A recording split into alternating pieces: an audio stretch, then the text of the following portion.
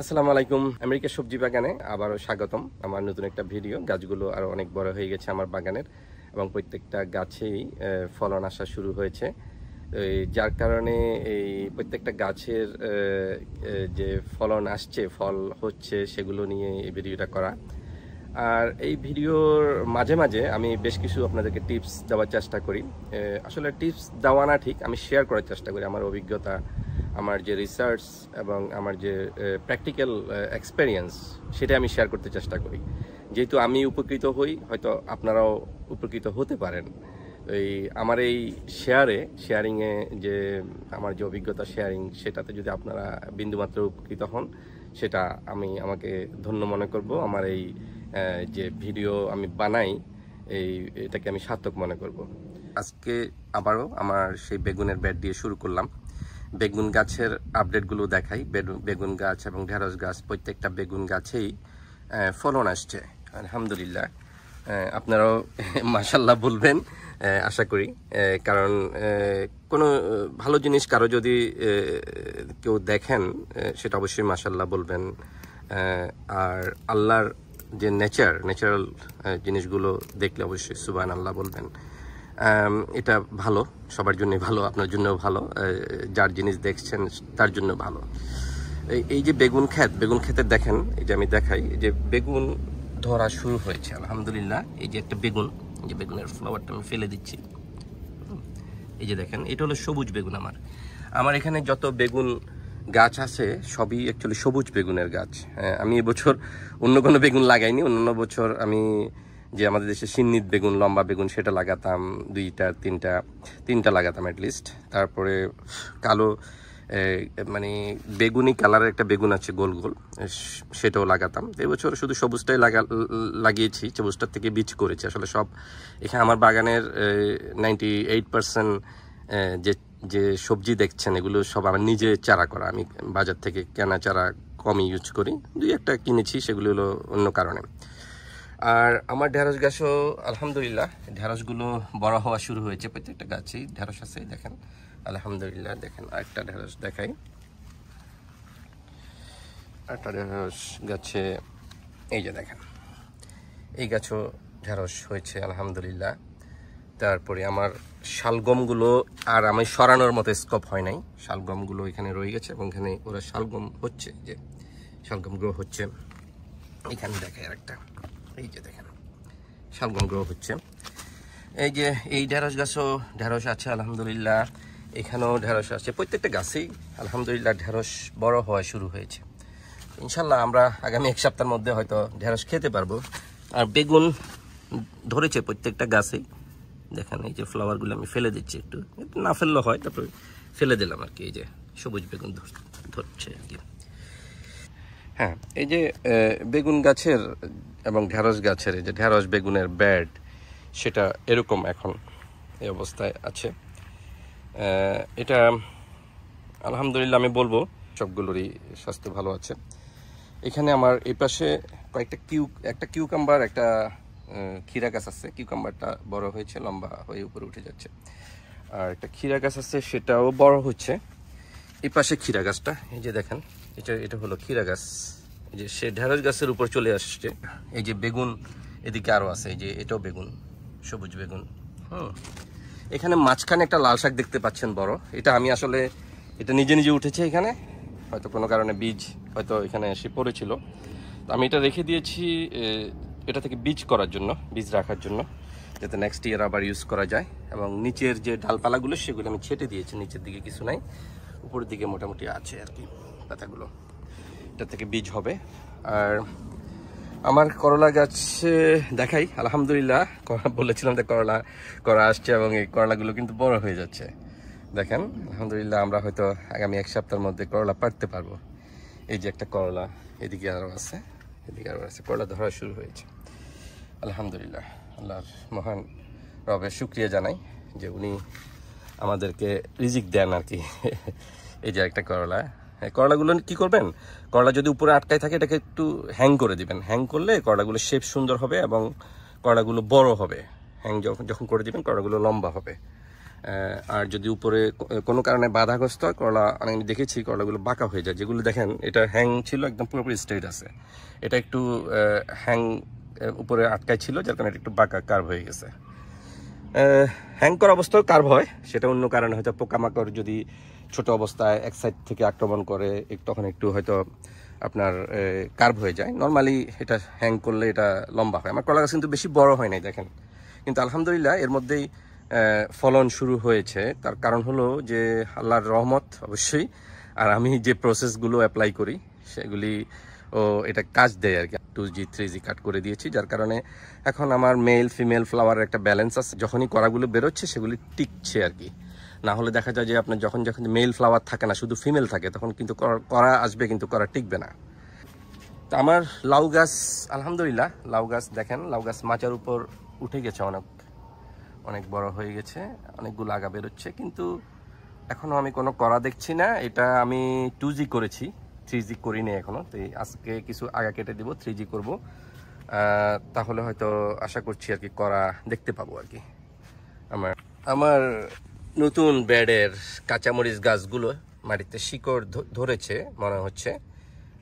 আমি হয়তো আজকে কিছু সার দিয়ে দিব এগুলিতে, সার দিলে ইনশাল্লাহ এগুলি বড় হয়ে যাবে। এখানে একটা বড় বেড, আমি বেশিরভাগ অংশ ঢেকে রেখেছি, পুরো অংশটা করিনি। কারণ হলো এই জায়গাটা আমি রেখেছি মূলত এটা হাঁটার জন্য, এখান দিয়ে ওয়াক করার জন্য। আমি এখানে লাগাতে পারতাম আর একটা লাইন, তাহলে আমার জন্য ডিফিকাল্ট হতো যে এখানে এই বাগানগুলিতে অ্যাক্সেস এবং এদিকে অ্যাক্সেস ডিফিকাল্ট হতো। এই জন্য একটা ওয়াকওয়ের জন্য আমি একটা রো বা একটা কলাম আমি রেখে দিয়েছি।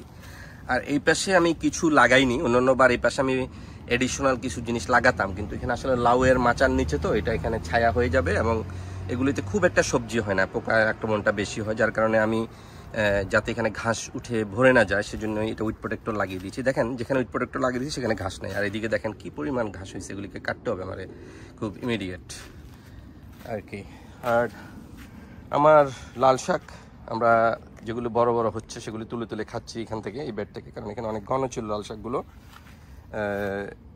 আলহামদুলিল্লাহ লাল শাকগুলো খুবই সুন্দর দেখাচ্ছে দেখেন।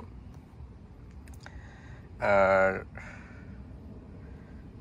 এখানে আমার মূলা, সেটাও চীনা মূলা আর কি, যেটা সাদা মূলা হয় আর কি, সেই মূলা। এগুলো বড় হয়ে গেছে, আমি একটু মূলাও দেখা যাচ্ছে ছোটোখাটো, আপনারা দেখতে পাচ্ছেন কিনা দেখেন, এই দেখাই একটু, এই যে দেখেন, এই যে এখানে একটা মূলা দেখা যাচ্ছে, হ্যাঁ মূলা হচ্ছে আলহামদুলিল্লাহ। তো এইগুলো আর হয়তো 2 উইক্সের মধ্যে আমরা খেয়ে ফেলবো, কারণ এরপর এটা আবার ফুল হয়ে যায়। মূলাটা একটু বড় হলে 3-4 ইঞ্চি বড় হয় পর্যন্ত হয়, 3-4 ইঞ্চি, তখন আমরা উঠিয়ে ফেলবো এবং শাক খাবো, মূলা খাবো ইনশাল্লাহ। আমার ধনেপাতাও বড় হয়ে গেছে, ম্যাচিউরড, এগুলোর মধ্যে ফুল চলে আসছে, এই যে ফুল আমরা কেটে কেটে খাচ্ছি।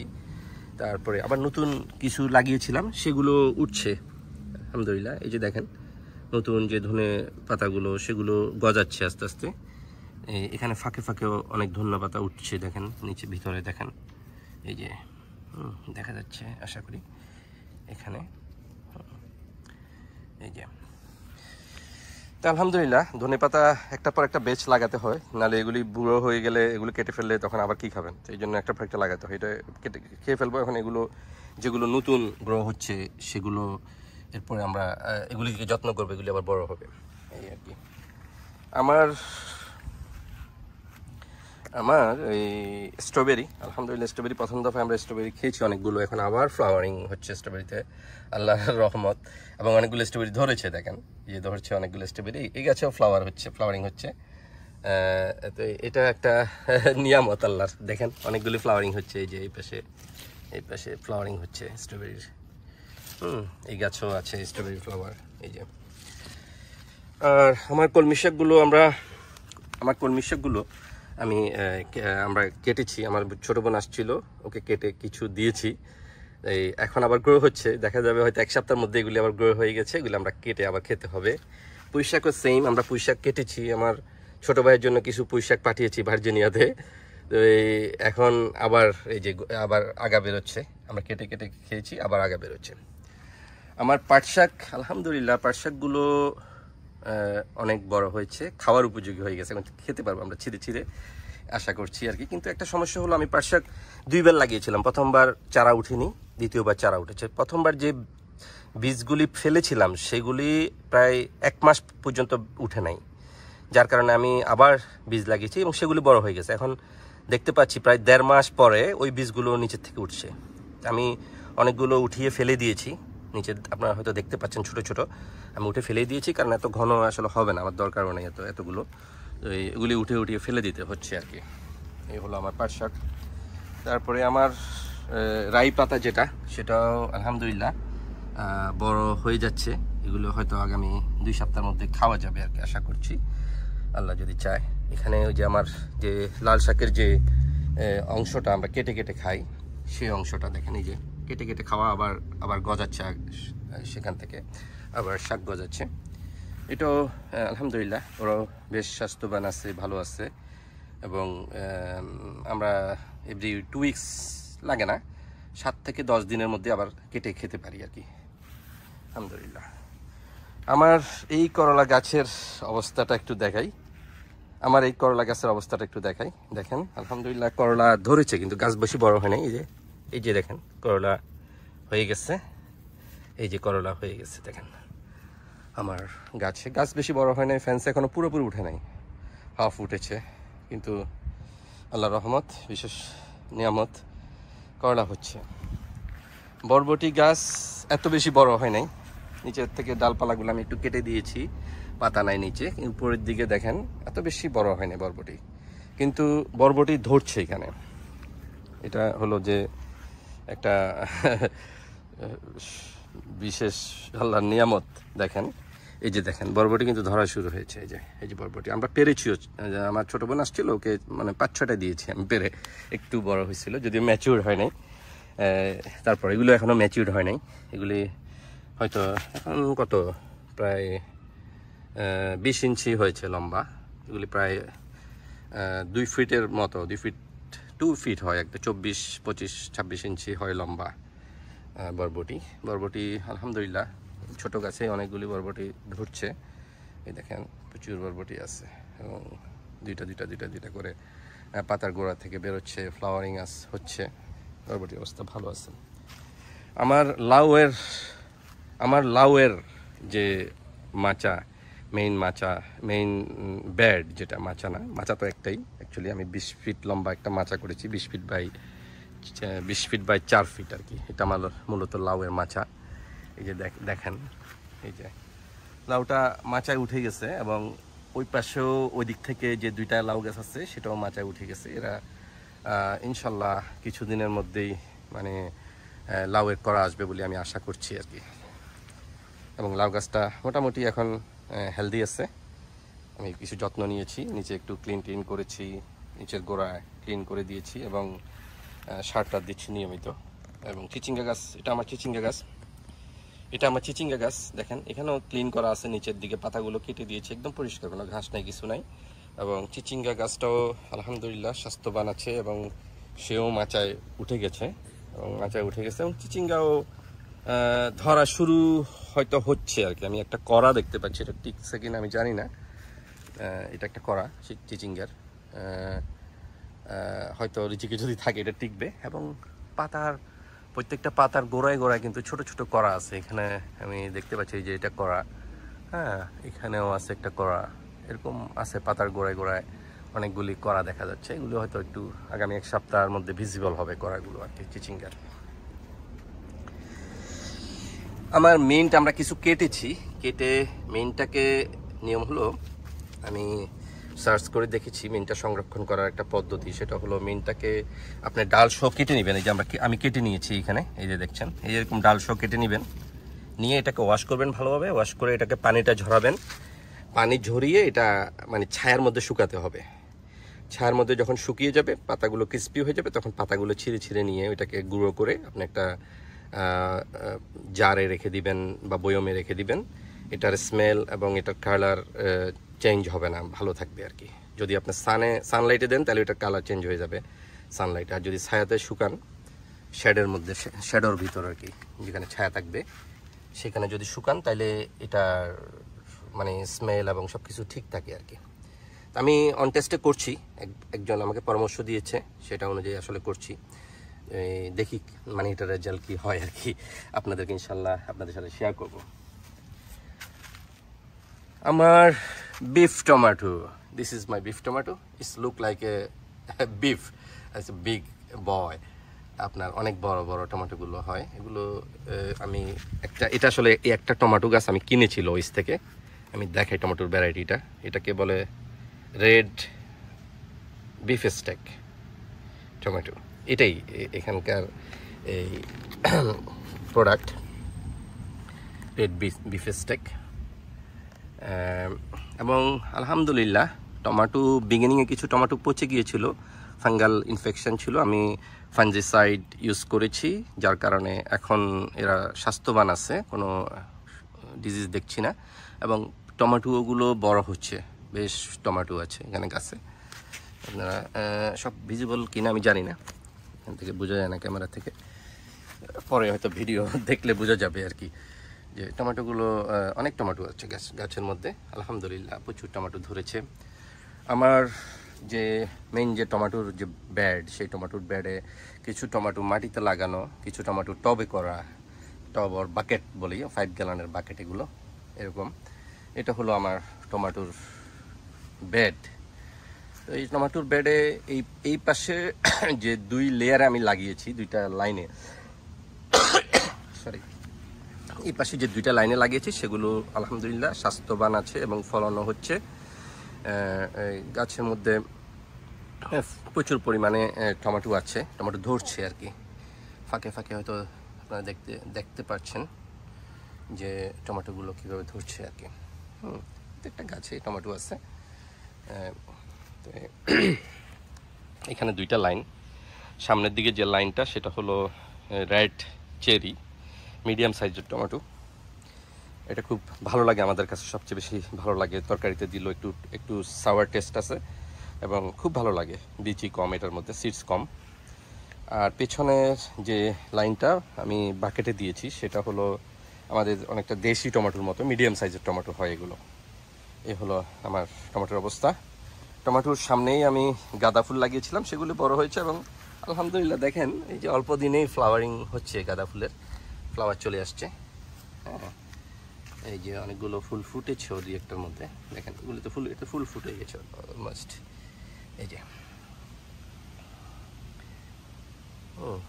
এই যে আমার গাঁদা ফুলের যে লাইনটা সেটা ওরা স্বাস্থ্যবান আছে।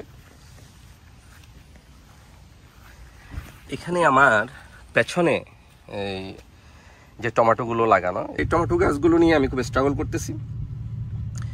বিগিনিংয়ে এটার পাতা একটা স্পট হইতো, সেই স্পট থেকে পাতাটা আস্তে আস্তে নষ্ট হয়ে যেত। ওইটার জন্য আমি ফাঞ্জিসাইড ইউজ করেছি এবং ওইটা কন্ট্রোল হয়েছে আমি, এবং যার কারণে আমি অনেকগুলো পাতা দেখেন ছেটে দিয়েছি, যে পাতা উপরের দিকে পাতাও কেটে ফেলেছি, যেটা ইনফেক্টেড সব পাতা কেটে ফেলেছিলাম এবং ফাঞ্জিসাইড দিয়েছি কয়েকবার।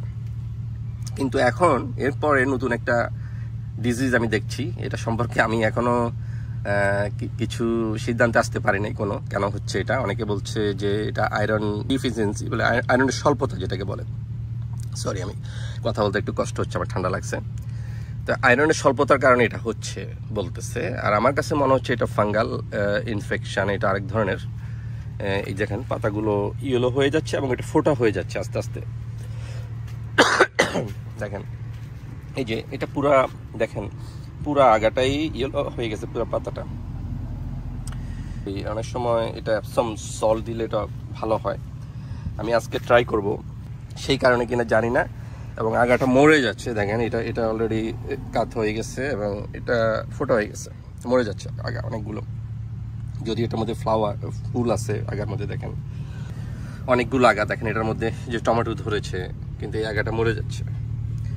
তো আমি আজকে অ্যাপসম সল্ট দিয়ে ট্রাই করব এটা, আর অন্য কোনো যদি ওয়ে থাকে সেটা চেষ্টা করবো আর কি, ফাঞ্জিসাইড দিয়ে বা কি কারণ এক্সাক্ট এটার যদি রিজন এবং এটা কীভাবে প্রতিকার করা যায় কারো জানা থাকে, তাহলে দয়া করে আমাকে কমেন্ট বক্সে একটু জানাবেন যে এটা কিভাবে আমি ট্যাকেল দিতে পারবো আর কি। এটা আমার কাছে গতবার আমি খুব স্ট্রাগল করেছিলাম এখানে টমেটো করা নিয়ে।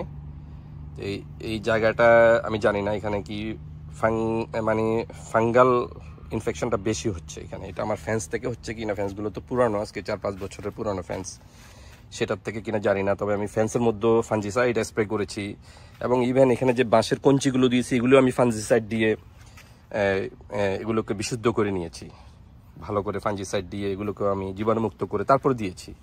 কিন্তু এরপরও এই অবস্থা হচ্ছে, এই যে বড় বড় গাছগুলো মানে ইয়েলো হয়ে যাচ্ছে, আগা মরে যাচ্ছে। এটা আমাকে একটু চিন্তায় ফেলে দিয়েছে। আপনাদের যদি হেল্প পাই ইনশাল্লাহ আমি হয়তো এটা ওভারকাম করতে পারবো। আপনাদের থেকে আপনাদের পরামর্শ এক্সপেক্ট করছি আর কি। এই তরই গাছটা বড় হয়েছে, আর একটু বড় হয়েছে, মাচায় উঠেছে, এবং আমি আজকে এই আগাটা ভেঙে দিব। এখান থেকে আরও কিছু যদি আগা বের হয় তাহলে তো ফ্লাওয়ারিং হবে আর কি, এটার মধ্যে তো প্রোডাকশানে আসবে। এটা চালকুমড়া গাছ, এই পাশে চালকুমড়া গাছটাও এটা উপরের দিকে উঠে যাচ্ছে, এটা আমি আগা ভেঙে দিয়েছিলাম, তো আরও অনেকগুলো নতুন নতুন আগাও বেরোচ্ছে, এবং এটা মাচায় উঠে গেলে আমি হয়তো আবার ভেঙে দিব, 3G বা 5G পর্যন্ত করবো আর কি এটাকে। মোটামুটি ওরা সুস্বাস্থ্যবান, হেলদি আছে। আর এখানে নিচে আমি একটা লেয়ারে গাঁদা ফুল লাগিয়েছি বেডের, এগুলো গতকালকে লাগিয়েছি আসলে, এগুলো বড় হয়ে যাবে ইনশাল্লাহ। আমার উস্তা গাছটা বাকেটে করা দেখেছেন আপনারা, উস্তা গাছটা আলহামদুলিল্লাহ আল্লাহর রহমতে অনেক বড় হয়ে গেছে, একদম পুরা মাচায় উঠে গেছে উস্তা গাছ, ফ্যান্সের আগা পর্যন্ত উঠে গেছে ওরা। এবং উস্তা ও ফ্লাওয়ারিং হচ্ছে এবং উস্তাও ধরা শুরু হয়েছে, দেখছি একটা উস্তা আমি দেখতে পাচ্ছি, এই যে দেখেন একটা উস্তা ভিজিবল, আর দেখছি না অবশ্য, যা শুরু হয়েছে ইনশাল্লাহ প্রচুর পরিমাণে ধরবে আর কি আশা করছি, কারণ এটার আমি আগা ভেঙে দিয়েছিলাম এবং অনেক আগা বেরিয়েছে, এটা থেকে এখন আমার মনে অন্তত 20টার উপরে আগা আছে, আমি 2-3 বার করে ভেঙে দিয়েছি, প্রচুর বের হয়েছে। এবং আমি আশা করছি যে এখানে ব্যালেন্স থাকবে, মেল ফিমেল ফ্লাওয়ারের একটা ব্যালেন্স থাকবে, এবং আশানুরূপ প্রোডাকশন হবে আর কি।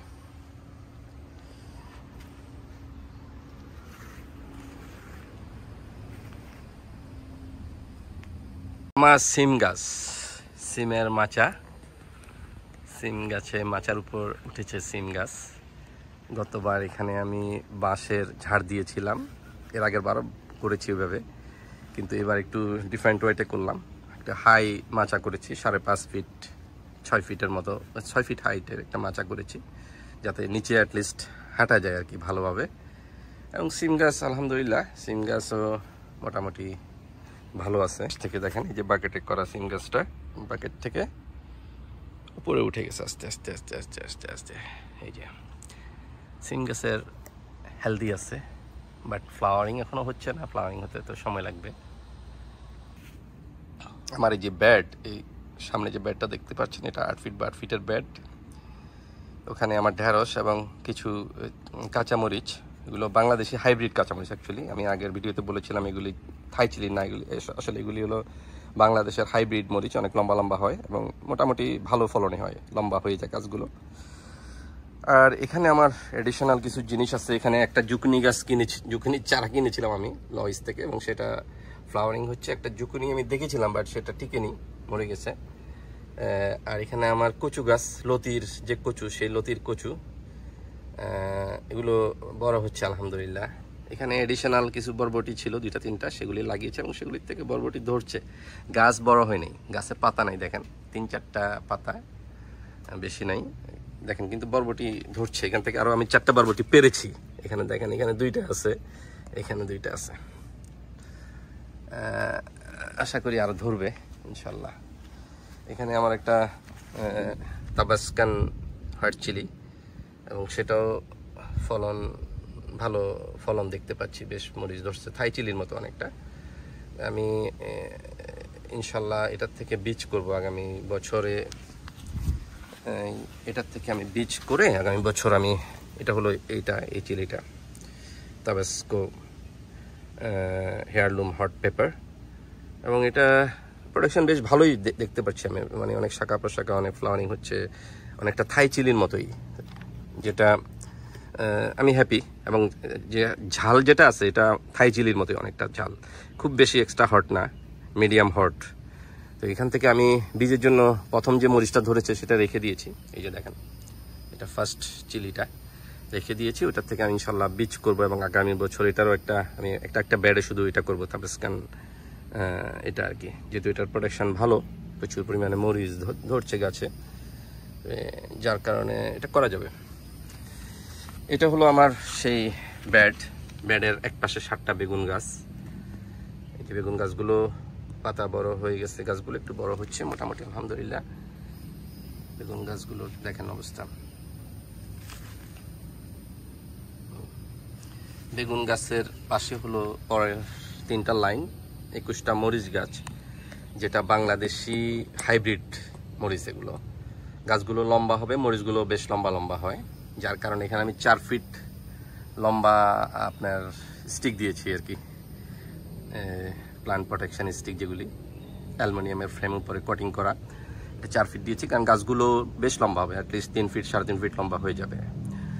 আর এই পাশে আমার 21টা ঢেঁড়স গাছ লাগিয়েছিলাম, তার মধ্যে 2টো ঢেঁড়স গাছ নষ্ট হয়ে গেছে। ওই যে ডাঁটা শাক ছিল, ডাঁটা শাকের মাঝে থাকাতে এগুলি মরে গেছে অ্যাকচুয়ালি ডাঁটা শাকের ভিতরে।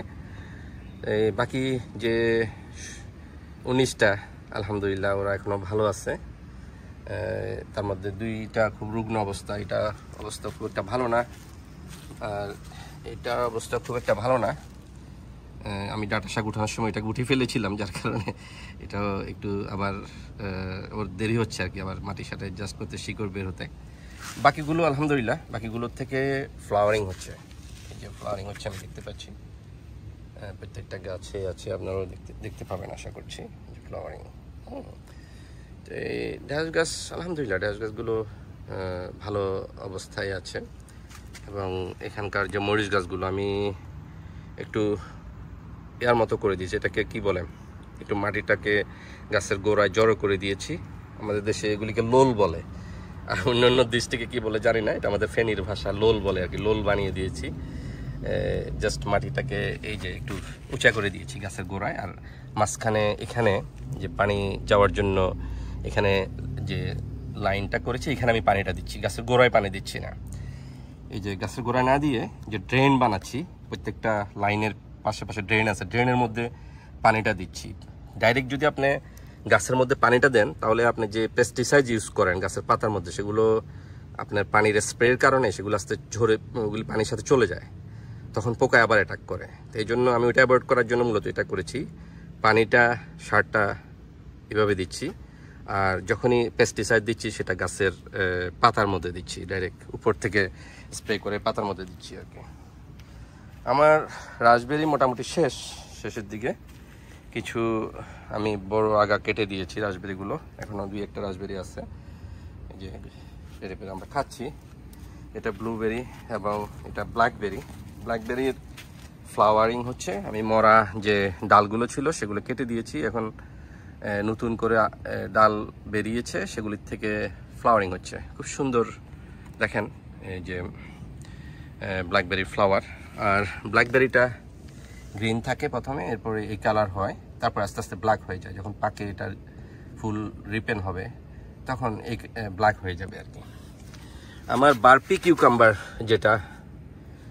কিউকাম্বারের এই অবস্থা আলহামদুলিল্লাহ। 2টা কিউকাম্বার ভিজিবল হয়েছে, আল্লাহর কাছে শুকরিয়া। দেখেন গাছটা বেশি বড় হয়নি এখনো, কারণ গাছ ছোট, এখনো পুরোপুরি মাচায় উঠে নাই, কিন্তু 2টো অলরেডি করা টিকেছে মনে হচ্ছে, এবং আরও কিছু করা আসছে আর কি, নতুন নতুন করে। এই যে এখানে করা আছে দেখা যাচ্ছে, এখানে আছে, এই যে করা আছে দেখা যাচ্ছে।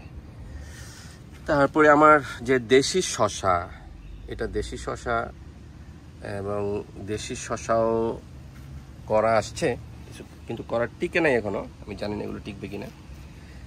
ফ্লাওয়ারিং হচ্ছে, আশা করি হয়তো টিকবে করাগুলো। আমার মিষ্টি কুমড়া গাছগুলো আরো বড় হয়েছে, দেখাই। মিষ্টি কুমড়ো গাছগুলো আমি আগা কেটে দিয়েছিলাম, এবং সেগুলির থেকে এখন নতুন করে অনেকগুলো আগা বেরোচ্ছে। মিষ্টি কুমড়া গাছগুলো আলহামদুলিল্লাহ এগুলো স্বাস্থ্যবান আছে আর কি। মরিচের যে মেইন ব্যাড গাছগুলো আলহামদুলিল্লাহ, গাছগুলো অনেক, এটা আমার মরিচের যে মেইন ব্যাড সেটা দেখেন গাছগুলো আলহামদুলিল্লাহ বড় হয়ে গেছে অনেক, যার কারণে আমি বাইরের যে ফেন্স ছিল সেটা সরিয়ে ফেলেছি। মরিচ গাছে ফ্লাওয়ারিং হচ্ছে আলহামদুলিল্লাহ। মরিচ গাছগুলো অনেক বড় হয়ে গেছে, আমি গোড়া টোড়া ক্লিন করে দিয়েছিলাম, তারপরও ঝোপ হয়ে যাচ্ছে এগুলো। এটা থাই চিলি, বাজারে যে চিলিটা কিনতে পাওয়া যায় সেই চিলি, মিডিয়াম হট এবং বেশ ভালো, অনেক প্রোডাকশান হয়। তা আশা করছি আমারও ইনশাল্লাহ প্রোডাকশান হবে আর কি ভালো। আমি দেখতে পাচ্ছি মরিচ গাছে কোনো পোকা টোকা আছে কিনা, কারণ মরিচ গাছে যখন ফ্লাওয়ারিং হয় তখন আপনার অ্যাপিড অ্যাটাক করে। এরকম পাতা উল্টিয়ে দেখবেন, কচি পাতাগুলোর নিচে সবুজ কালারে ছোট ছোট এক ধরনের পোকা হয়, এটাকে অ্যাপিড বলে। অ্যাপিড যদি থাকে আপনার ও সব নিউট্রিশনগুলো সে টেনে নিয়ে যায়, খেয়ে ফেলে এবং গাছ আস্তে আস্তে মরে যাবে, আপনার কোনো ফুল হবে না, ফুলগুলি ফ্লাওয়ার নষ্ট করে ফেলবে ও। তো এই জন্য অ্যাপিড হলে অ্যাপিডের জন্য ওষুধ দিতে হবে, আপনাকে স্প্রে করতে হবে।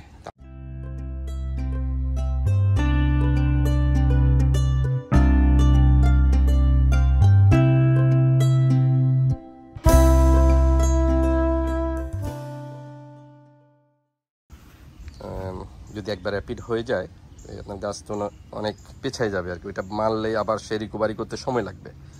তো এই জন্য আগের থেকেই আপনি যদি প্রিকশন নেন, যে আগের থেকেই প্রতি সপ্তাহে অ্যাটলিস্ট একবার ওষুধ, পেস্টিসাইড আপনি বাজারে যে কেনা ওষুধগুলি পাওয়া যায় হোম ডিপো, লয়েসে, সেগুলো আপনি ব্যবহার করতে পারেন আর কি। এডিশনাল কিছু চিচিঙ্গা ছিল আর কি, সেগুলো আমি ফেলে না দিয়ে একটা বাকেটে, এরকম লম্বা বাকেটে লাগিয়েছিলাম সেগুলো। সেখানে বাকেটটা আমি এখানে মাটিতে হাফ ডিগ করে মাটিতে দিয়ে দিয়েছি এবং গাছগুলো এখানে একটা আমার ফেন্সের সাথে ওয়্যার নেট লাগিয়ে দিয়েছি, সেখানে উঠে যাচ্ছে এগুলো। এই যে চিচিঙ্গাগুলো উঠেছে, আমি এখন এই যে এগুলোর আগাটা ভেঙে দিলাম, এতে এটা 2G হয়ে গেল এবং সেখান থেকে দুইটাতে ভেঙে দিলাম, একটাতে দিই নাই, দেখা যাক আর কি ব্যালেন্স থাকে কিনা আর কি। আমার আরও কিছু এডিশনাল বেগুনের চারা ছিল, যদিও আমার বেগুনের চারা এখনও আছে, এগুলো আমি রেখেছিলাম কাউকে দেওয়ার জন্য, কারো ডিমান্ড ছিল না বলে দেওয়া হয়নি। আমার বাগানের সর্বশেষ অবস্থা আপনাদের সাথে শেয়ার করলাম, আশা করি আপনাদের ভালো লেগেছে। আপনাদের কোনো পরামর্শ যদি থাকে অবশ্যই কমেন্ট করে জানাবেন, আমি অ্যাপ্রিসিয়েট করব কমেন্ট করলে। এবং আপনাদের কোনো কোয়েশ্চেন থাকলে সেটাও জানাবেন, আমি সাধ্যমতো চেষ্টা করি যে আপনাদের সব ধরনের প্রশ্নের গার্ডেন রিলেটেড যদি কোনো কোয়েশ্চেন থাকে অবশ্যই আমি উত্তর দিতে চেষ্টা করি। তো আজকে এ পর্যন্তই, সবাইকে অনেক অনেক ধন্যবাদ আমার সাথে থেকে সময় দিয়ে ভিডিওটা দেখার জন্য। আশা করি পরে অন্য কোনো আপডেট নিয়ে অন্য কোনো ভিডিওতে দেখা হবে। সবাই ভালো থাকবেন ইনশাআল্লাহ। আর ভিডিও যদি ভালো লেগে থাকে অবশ্যই লাইক দিবেন এবং শেয়ার করবেন ফ্রেন্ডস ফ্যামিলির মাঝে, তাহলে এই চ্যানেলটাকে সাপোর্ট করা হয়। সবাইকে অনেক অনেক ধন্যবাদ দিয়ে বিদায় নিচ্ছি আজকের মতো। আল্লাহ হাফেজ, আসসালামু আলাইকুম ওয়া রাহমাতুল্লাহি ওয়া বারাকাতুহু।